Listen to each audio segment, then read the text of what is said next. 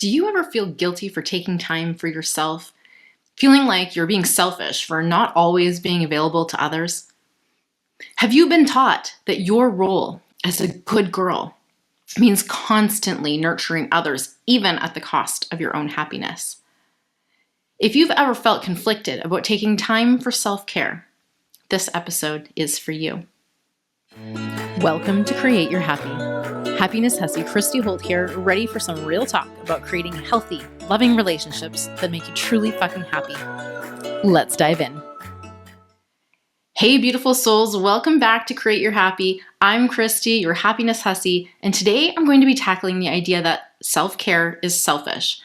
Now, so many of us, especially women, have been taught to put everyone else's needs first. But here's the real truth. Self-care isn't selfish. It's essential. So let's explore how loving yourself first helps you to love others more freely, all without the burnout. Now, as women, many of us were raised with the idea that we should always be nurturing. We should be putting everyone else's needs first. The good girl rules have taught us that sacrificing our happiness for the sake of others is virtuous and worthy of praise. But here's the reality. When we constantly give without replenishing ourselves, we end up burnt out, resentful, and emotionally drained. Womp womp. Now, think of the last time that you said yes to something when you were already exhausted. How did you feel after that? Probably not great, right? Now, what if instead of giving to the point of exhaustion, there was a better way? What if you could shift the way that you see self-care and being selfish? There seems to be a commonly held belief that taking time for yourself, whether it's to rest, relax, or to do something that you love, is inherently selfish. But you can't pour from an empty cup. When you prioritize your own well-being, you show up far better for those around you. It's about giving from a place of abundance rather than depletion. Now, the key difference here is that self-care does not come at a detrimental cost to others. It's not about placing your needs above that of others, but rather about simply prioritizing yourself first, which allows you to be the healthiest, most loving version of yourself. I mean, the more that you take care of yourself, the more freely you are able to give to others, without the bitterness or resentment that often builds up when we are overextended. It's a win-win for everyone. Now, self-care also isn't about being indulgent or checking out on your responsibilities. It's actually just about making sure that you're physically, emotionally, and mentally well enough to take on the responsibilities that you have. And true self-love is knowing that taking care of you means you'll be able to better care for others too. Think about the oxygen mask on the plane, right? Putting on your mask first doesn't mean that you don't care about others. It means that you can actually help them more effectively. And when you constantly give without taking the time to refill your own tank, you'll eventually hit burnout. And the irony is, when you're burnt out, you're no good to yourself nor anyone else. By practicing self-care, you actually prevent that cycle of exhaustion and resentment from even getting started. So let's talk about how you can start to incorporate some self-care into your life without feeling guilty. So start small. Maybe it's simply taking a short walk by yourself or taking time to read a book. Might even be simply saying no to something that really drains your energy. Besides that, no is a complete answer. Self-care doesn't have to be an extravagant spa day. It can be as simple as just giving yourself permission to rest or play. Now let's talk about the guilt for a moment, because this is something that comes up a lot, and many of you might be wondering, where does the guilt come from? Now, a lot of it stems from the conditioning that we've been given our entire lives, the beliefs that we've been picking up along the way, and the belief that largely our worth comes from how much we do for others. But here's the truth, your worth isn't tied to how much you give. And by releasing that guilt, you give yourself the freedom to take care of yourself without having to apologize.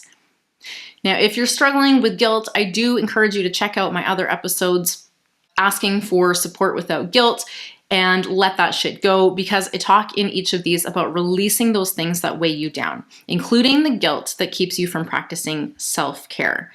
And, our worth, we often do believe it comes from doing, but our worth is inherent. And so I want you to really sit in, breathe that in, allow yourself to feel that your worth is inherent and there is nothing that you need to do. You are worthy simply for existing.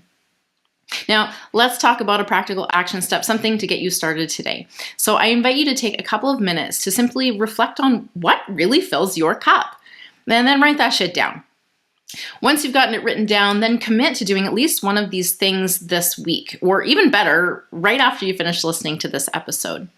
It could be a small thing, such as taking a break when you need it, or as big as carving out a specific time for a hobby that you may have been neglecting. Remember, taking care of yourself is the first step to creating a life that feels really fucking good to live. So here's the key takeaway I want to leave you with today. Self-care is not selfish. It's the best way to ensure that you're showing up fully for both yourself and the people you love. The more you love yourself, the more you have love to give to others. So go ahead and take that time for you. Let's rewrite those good girl rules together.